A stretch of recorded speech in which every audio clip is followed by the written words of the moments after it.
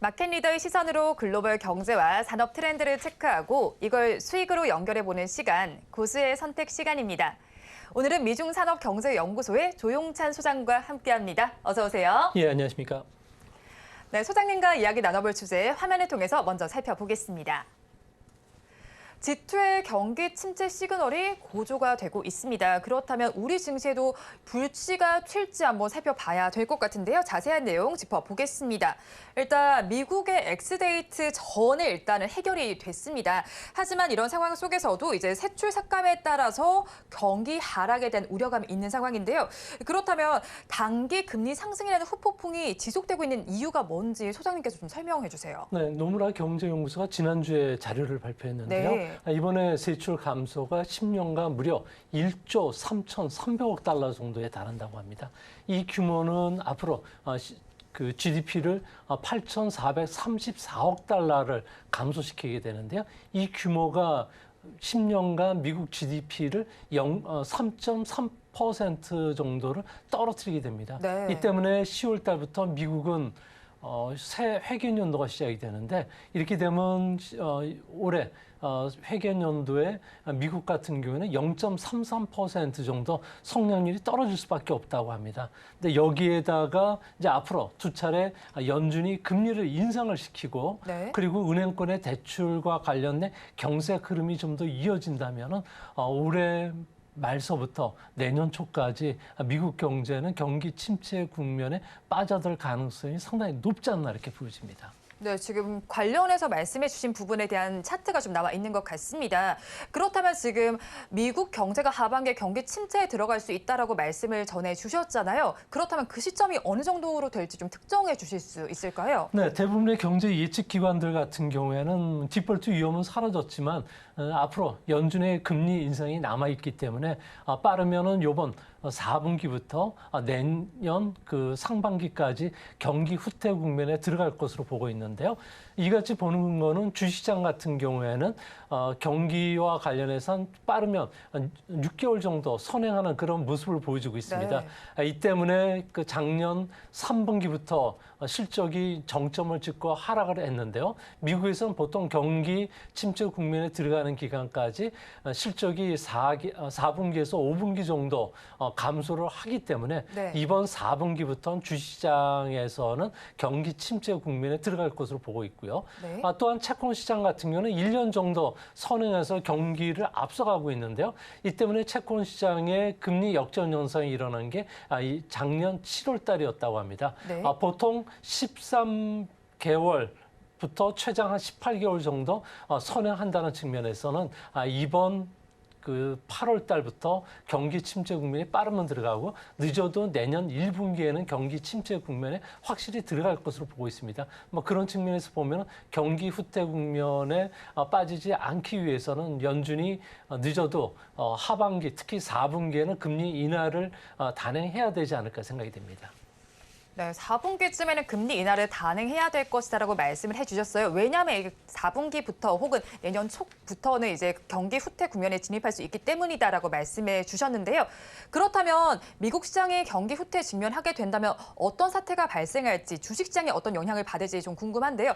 역사와 좀 비추어서 한번 설명해 주시면 좋겠어요. 네, 뭐 주시장에서는 그 분명한 그 사실이 하나 있는데요. 네. 경기 후퇴 국면에 들어가기 전까지는 주가는 하락하지만 경기 후퇴 국면에 들어가면은 주가는 오히려 반등을 했습니다. 반대로 가네요. 네, 네. 1960년 이후에 미국의 경기 후퇴 국면은 9번 있었는데요. 네. 경기 후퇴기가 들어갔을 때는 평균적으로 10개월 한 보름 정도 걸렸고요. 또 이 기간 주가는 바닥에서 무려 21%나 급등을 했다고 합니다.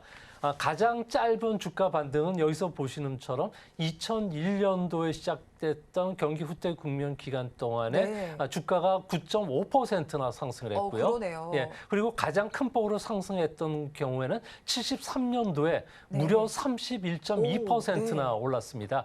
아무래도 주시장 입장에서는 경기는 늘 순환하고요.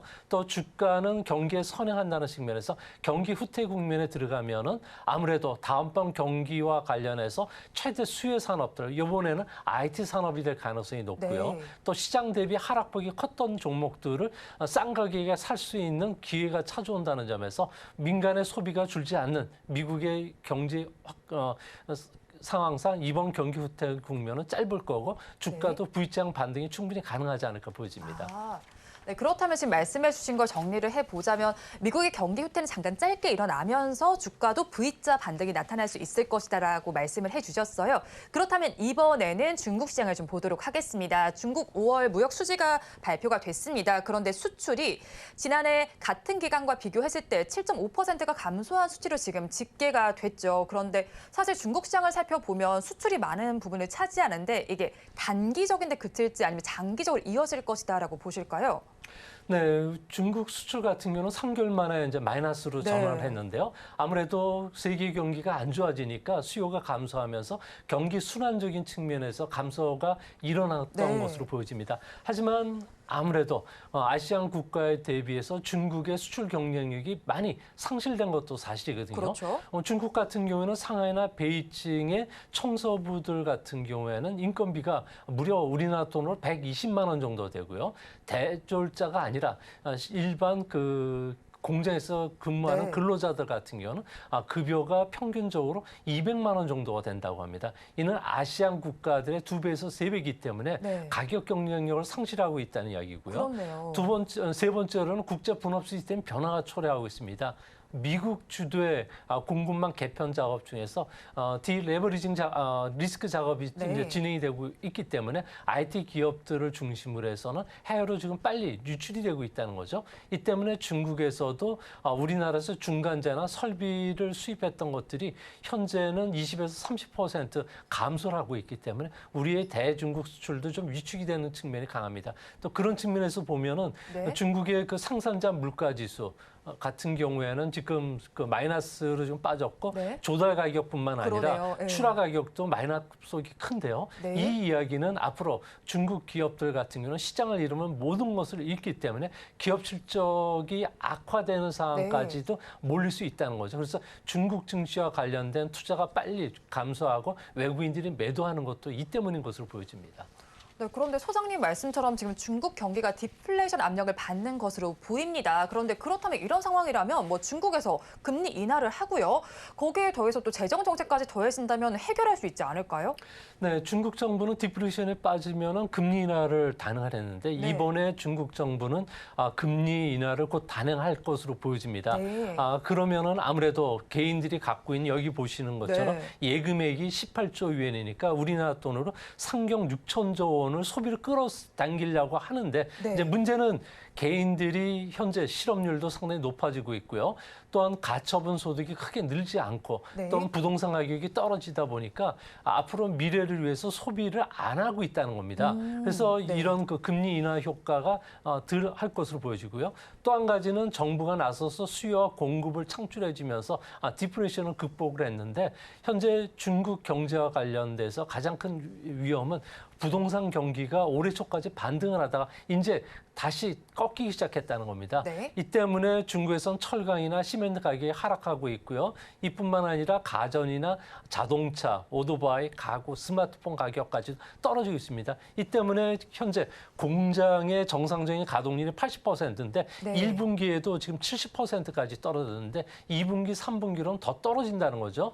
이 때문에 앞으로 중국 정부는 부동산을 대체한 새로운 성장 엔진을 발표를 하고 이것을 실제적으로 경기를 이끄는 원동력으로 삼아야 되고 이뿐만 아니라 현재 외국인들이 중국에서 이탈하는 것을 막기 위해서 미국과의 패권 전쟁에서 손을 들고 항복을 해야 되는데 자존심이 센 시중석이 이를 수용할 가능성이 없다는 측면에서 중국의 수출 감소가 계속되고 이 때문에 우리나라의 대중국 수출은 감소하겠지만 중국이 빠른 속도로 수출 경쟁을 잃고 우리가 이를 대신하는 성장 모멘텀을 살려간다면 하반기에 우리의 수출은 바닥을 찍고 반등할 가능성도 있지 않나 이렇게 보여집니다.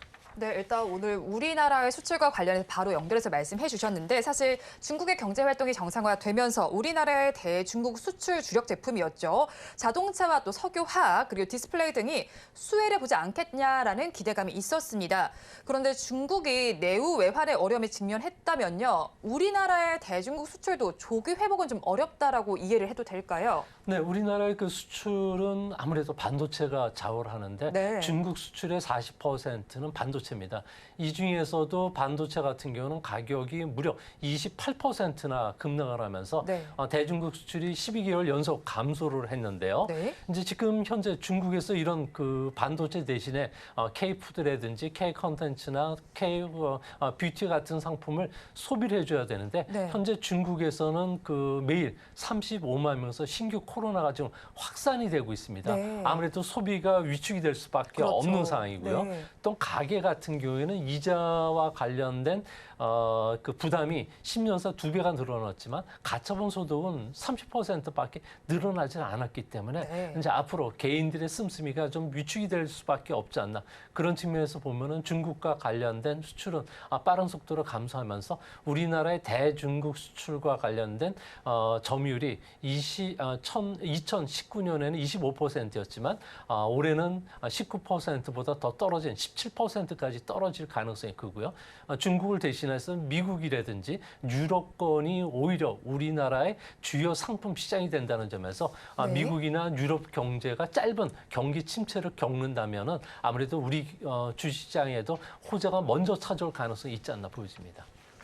네, 그런데 이제 또 시진핑 얘기를 좀 해보겠습니다. 오늘이죠. 오늘이 시진핑의 생일인데 이런 날에 사실 길일로 봐야 하는데 중국에선 또 징크스가 있다면서요. 이제 마치 뭐 13일의 금요일 같은 징크스가 있다고 하는데 뭐 어떤 징크스가 이번에 있었을까요? 네, 그 시진핑 국가 주석은 올해 70인데요. 2013년 당 주석이 되고 나서부터 계속적인 매년 새로운 그 이벤트, 그러니까 소위 말해서 13일의 금요일처럼 징크스에 시달리고 있다고 합니다. 시진핑 주석의 생일이 뭐 징크스 날이네요. 예, 그래서 오늘 같은 경우에는 지방은행들의 잇따른 도산 누모가 나면서 각 은행들마다 지방은행을 중심으로 보는데요. 뱅크런 사태들이 일어나면서 은행 앞에서 예금을 좀 환급해달라고 네. 지금 상당한 좀 시위들이 지금 확산이 되고 아이고. 있다고 합니다. 특히 지방은행들 같은 경우는 상태가 상당히 안 좋은데요.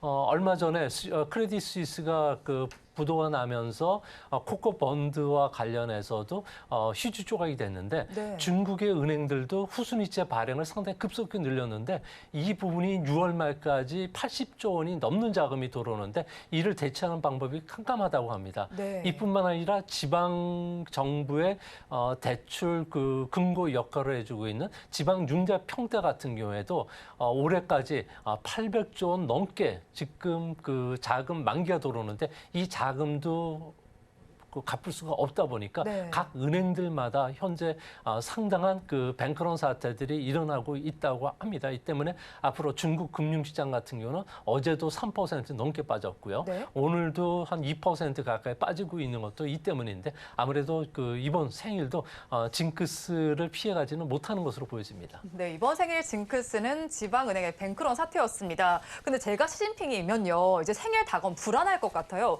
왜 이 징크스가 계속 발생하는 건가요?